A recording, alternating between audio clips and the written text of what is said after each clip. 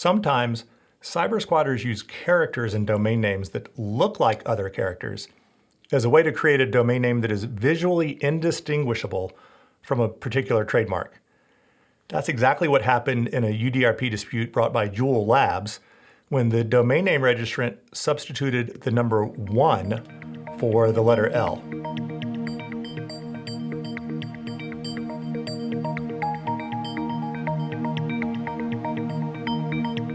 Hi, it's Doug Eisenberg, and the case I'm talking about today involves a domain name that looks like Juul Vapor, but a closer examination shows that the cyber squatter actually used a common trick to fool internet users, replacing one character in the domain name for another that looks the same.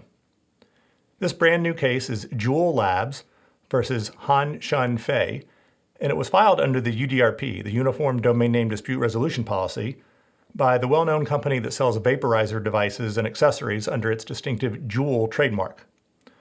According to the UDRP decision, Juul owns a number of trademark registrations at the U.S. Patent and Trademark Office, and it appears to me that its oldest registration was obtained in 2015, about 4 years before the disputed domain name in this case was created. Here is the disputed domain name. Look at it carefully, and I'll explain in a minute exactly what's going on here.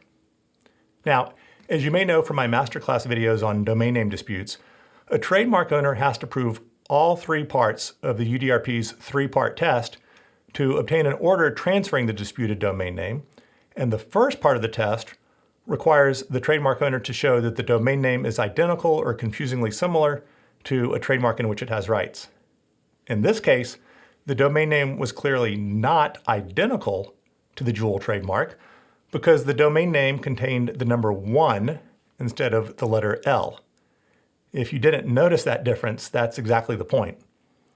The domain name registrant did not submit a response to the UDRP complaint, so it's impossible to know for certain exactly what he or she was thinking. But the facts, as discussed in the decision, make it pretty easy to understand what was going on here, because the registrant of the domain name used it to pass itself off as Juul and offer unauthorized Juul products for sale. According to the UDRP decision, the domain name was associated with a website that not only displayed the Juul trademark, but also images of Juul's products, falsely implying that there was an association between Juul and the domain name registrant. Now, this is certainly not the first case in which a cyber squatter registered a domain name that looked like something it wasn't, but it's really remarkable how closely the domain name in this case, JUU1vapor.com, looks like it contains the Juul trademark.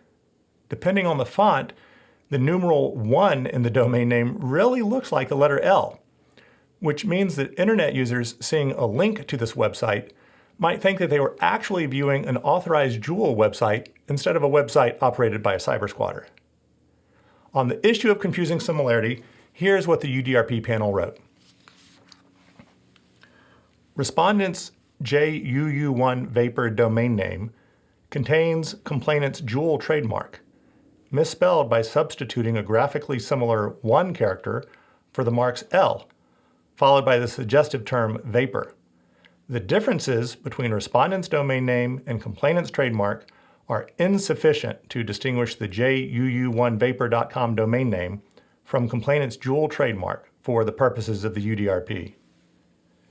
In other words, because the disputed domain name looked like the Juul trademark, the UDRP panel said that it was confusingly similar to the Juul trademark, never mind that it contained a numeral that doesn't even appear in the trademark.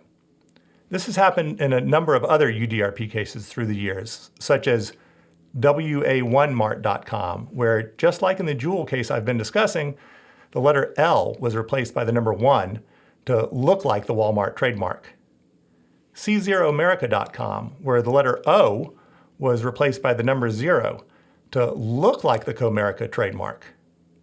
LinkedInJobs.com, where the letter I was replaced not by a number, but by the letter L, which also appears visually similar to look like the LinkedIn trademark.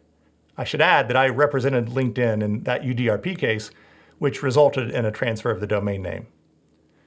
In all of these cases, the UDRP panels found that the domain names were confusingly similar to the relevant trademarks. For trademark owners, the key point is this. Be on the lookout for look-alike domain names, because cyber squatters can use them to confuse your customers.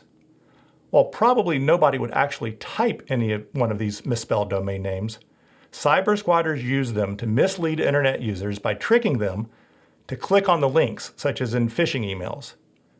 Fortunately, the UDRP is well equipped to deal with this issue. If you want to learn more about the UDRP, please check out my masterclass on domain name disputes, as well as other resources on my GigaLaw website. And be sure to subscribe to the GigaLaw YouTube channel to be notified of future videos discussing other UDRP cases. Thanks for watching, and see you next time online.